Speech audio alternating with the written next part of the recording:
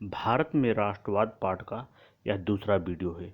इस वीडियो में हम कुछ महत्वपूर्ण तथ्यों के साथ लघु व दीर्घ उत्तरीय प्रश्नों को देखेंगे। तो चलिए शुरू करते हैं।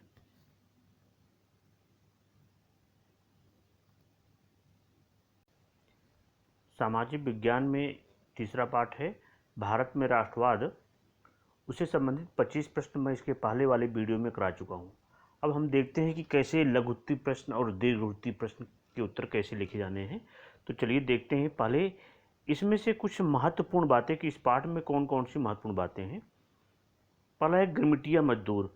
गिरमिटिया मजदूर औपनिवेशिक शासन के दौरान बहुत सारे लोगों को काम करने के लिए फिजी, गुयाना, वेस्ट इंडीज आदि स्थलों पर ले जाया गया, जिन्हें बाद में गिरमिटिया कहा जाने लगा। कहने का मतलब हो गया कि गिरमिटिया मजदूरों को यहाँ से एक अनुबंध के सहारे इनको बाहर ले जाया जाता थे, जैसे कहीं खदानों में काम करने के लिए, रेलवे लाइन बिछाने में उनको मजदूरी कराने के लिए, तो एक अनुबंध के तहत ले जाया जाता था उनको बाहर देश में। इन्हें ही हम गिरमिटिया मजदूर कहते थे। और उसमें औपनिवेशिक शासन था। औपनिवेशिक शासन कब हो गया कि हमारे ऊपर इंग्लैंड का शासन था और भारत उसका उपनिवेश था। चलिए सविनय, अगला है सविनय अवज्ञा आंदोलन। तो सविनय अवज्ञा आंदोलन, गांधी जी ने 1930 ईस्वी को दांडी नामक स्थान पर नमक कानून तोड़ करके सविनय अवज्ञा आंदोलन शुरू किया था और 1934 तक यह आंदोलन चला था। और इसमें यह था कि चूंकि उस समय नमक के ऊपर अंग्रेजों का अधिकार था, तो गांधी जी ने कहा कि मैं नमक बनाऊंगा। तो उन्होंने केतली में नमक बनाया। दांडी तक उन्होंने यात्रा की और दांडी जाकर के उन्होंने केतली में नमक बनाया। और इस प्रकार से उन्होंने अंग्रेजों को एक चेतावनी दी कि हम आपके आदेश को, सभी आदेशों को नहीं मानेंगे। तो उन्होंने लेकिन यह कार्य बहुत ही विनम्रतापूर्वक किया। तो उनका कहना था कि हम अपने देश में बनी वस्तुओं, देशी संस्थाओं, अदालतों का विनम्रतापूर्वक सरकार की आज्ञा की अवहेलना करेंगे, जिससे ब्रिटिश सरकार को शासन चलाने में परेशानी हो, और स्वदेशी वस्तुओं को अपनाना, हम स्वदेशी वस्तुओं को अपनाएंगे। मुस्लिम एकता पर उन्होंने बल दिया कि अगर हमें आज़ादी चाहिए तो हिंदू मुस्लिम एकता उसके लिए बहुत ही अधिक जरूरी है। अगला है खलीफा। मुसलमानों के आध्यात्मिक गुरु को खलीफा कहा जाता था। और इसके बाद है मार्शल लॉ। कर्फ्यू के दौरान वह स्थिति जिसमें सेना को किसी के बाहर दिखने पर गोली मारने के कड़े निर्देश होते थे, उसे मार्शल लॉ कहा जाता है। अगला है पिकेटिंग।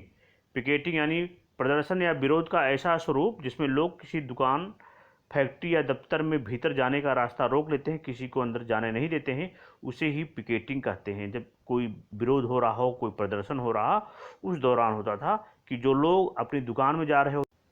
आप सभी से निवेदन है कि यदि आपको वीडियो का मैटर पसंद आए तभी लाइक व शेयर करें, तथा यदि अभी तक इस चैनल को आपने सब्सक्राइब नहीं किया है तो इसे सब्सक्राइब अवश्य कर लें। धन्यवाद। होते हैं, फैक्ट्री में जा रहे होते हैं तो रास्ता रोक लिया जाता था कि उनको अंदर जाने ही नहीं दिया जाता था। इसको पिकेटिंग कहा जाता था। अगला भारत माता की छवि।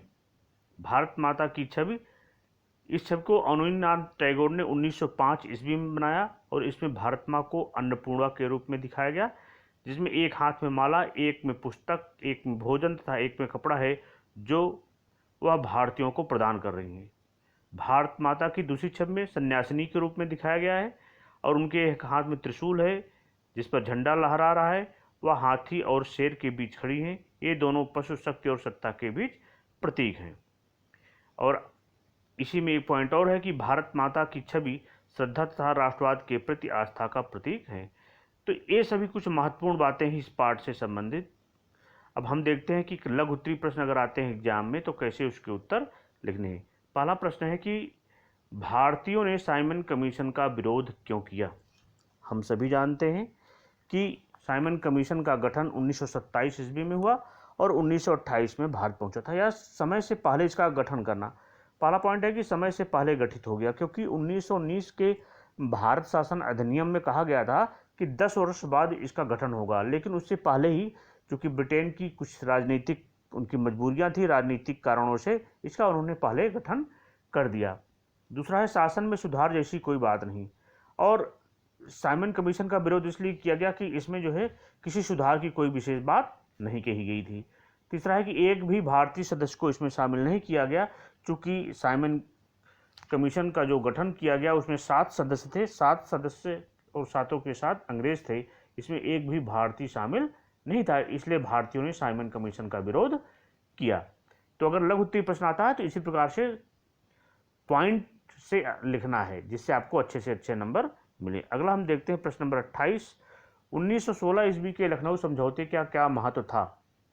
तो 1916 में जो लखनऊ समझौता हुआ बहुत ही कई कारणों से बहुत ही अधिक महत्वपूर्ण था।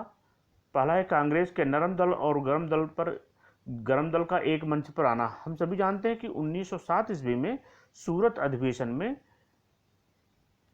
गर्म दल और नरम दल दो दलों में कांग्रेस बट गई थी, और उसका कारण यह था कि उग्रपंथी जो है वो लाला लाजपत राय को अध्यक्ष बनाना चाहते थे, और जो उदारवादी थे वो रासबिहारी घोष को बनाना चाहते थे। अंततः रासबिहारी घोष बने थे, और इसी 1916 में 1907 में बटी कांग्रेस 1916 में एक हो गई पुनः।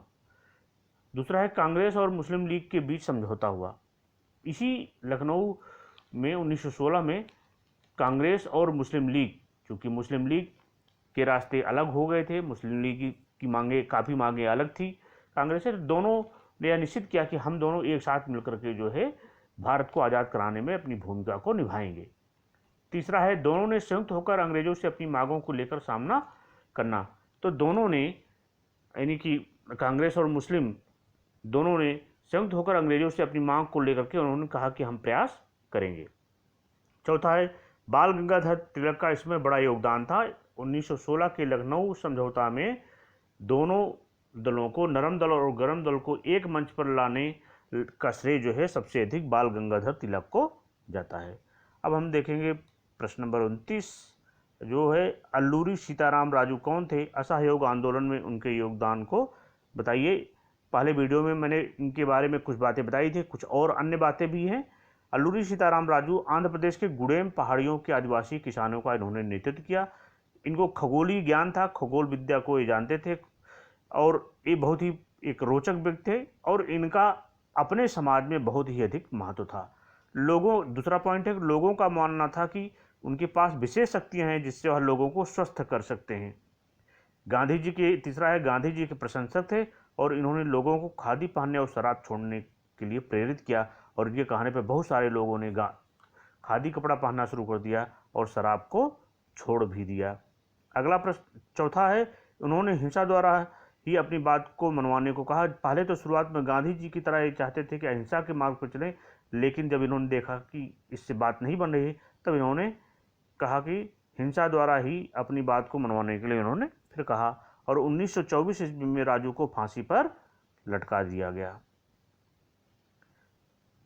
अब एक प्रश्न हम दीर्घ उत्तरीय प्रश्न देख लेते हैं कि अगर दीर्घ उत्तरीय प्रश्न आता है तो कैसे लिखना है। असहयोग आंदोलन आरंभ किए जाने के क्या कारण थे? इस आंदोलन में समाज के विभिन्न पक्षों पर प्रकाश डालिए, इसकी प्रगति एवं अंततः समाप्ति को समझाइए। जब भी कोई दीर्घ उत्तरीय प्रश्न आए तो समझिए कि दीर्घ उत्तरीय प्रश्न को कम से कम आपको लगभग ज़्यादा से ज़्यादा यानी 400-500 शब्दों में लिखना रहता है, तो वहाँ पर आपको कई पॉइंट आपको जानकारी में होने चाहिए। अब इसमें हम देखते हैं, पहले पूछा गया है कि आंदोलन के क्या कारण थे, तो आंदोलन के कारण इसको आप पॉइंट वाइज लिख सकते हैं, हेडिंग डालिए और उसमें हर एक में कुछ न कुछ 2-4 लाइन जो आपको आता है उसको लिखिए।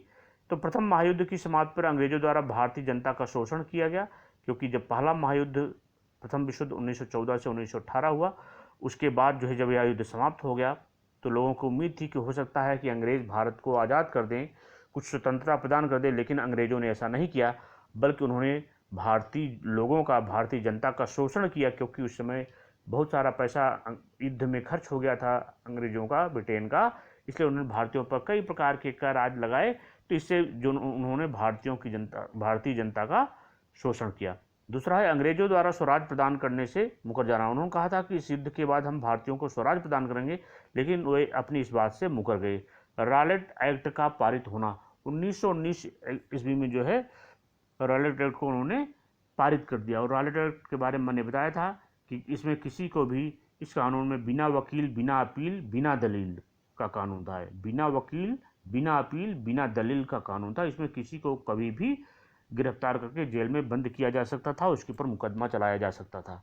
जलियांवाला बाग हत्याकांड 1919 में जो जलियांवाला बाग हत्याकांड हुआ, वो जो है आंदोलन को आरंभ करने का, असहयोग आंदोलन को आरंभ करने का एक बहुत बड़ा प्रमुख कारण था। कलकत्ता अधिवेशन में 1920 में कांग्रेस द्वारा असहयोग आंदोलन का प्रस्ताव बहुमत से पारित किया गया, इसलिए यह असहयोग आंदोलन शुरू किया गया। इस आंदोलन में विभिन्न वर्गों की हिस्सेदारी थी, क्योंकि एक ही वर्ग नहीं, इसमें बहु समाज के जो विभिन्न वर्ग होते हैं, सभी वर्गों का शहर में आंदोलन शुरू हो गया, ग्रामीण इलाकों में भी आंदोलन विद्रोह शुरू हो गया, आदिवासी क्षेत्रों में भी विद्रोह शुरू हो गया, आदिवासियों ने भी इस आंदोलन में भाग लिया। बागानों में स्वराज, लोग जो चाय की बागानें थी, उन चाय के बागानों में भी लोग स्वराज चाहते थे, कुछ अधिकार चाहते थे, इसके लिए उन्होंने भी इस आंदोलन में बढ़ चढ़कर हिस्सा लिया। और अब देखते हैं कि इसकी प्रगति क्या हुई। आप हर एक पॉइंट में कुछ 2-4 बातें लिख सकते हैं। 2 जो है चरण निर्धारित किए गए, चरणबद्ध योजना से इन्होंने काम करना शुरू किया। और प्रथम चरण में सरकारी पदवियों, नौकरियों, सेना, पुलिस, स्कूलों, विद्यार्थी परिषदों और विदेशी वस्तुओं का बहिष्कार किया गया। दूसरे चरण में व्यापक स्तर पर सविनय अवज्ञा आंदोलन प्रारंभ किया गया। और उसके बाद जो है समाप्ति हो गई इस असहयोग आंदोलन की 5 फरवरी 1922 ईस्वी में चौरी चौरा का जो कांड हुआ, उस चौरी चौरा के कांड के कारण जो है गांधी जी ने एकाएक इस असहयोग आंदोलन को समाप्त कर दिया। तो कहने का मतलब हो गया कि पॉइंट के द्वारा जो है आप अपनी बात को लिखेंगे। दीर्घ उत्तरीय प्रश्न में दीर्घ उत्तरीय प्रश्न बड़ा होता है, इसलिए पॉइंट से आप पॉइंट लिखना है और हेडिंग डाल करके हर पॉइंट के ऊपर आप 2-4 लाइन अवश्य लिखें, जिससे आपका कम से कम 2.5 पेज एक दीर्घ उत्तरीय प्रश्न का उत्तर कम से कम हो जाए, सामान्य तरीके से जो पेज होता है। आज का वीडियो यहीं पर समाप्त होता है। अब अगले वीडियो में हम अगले पार्ट को देखेंगे, पढ़ेंगे।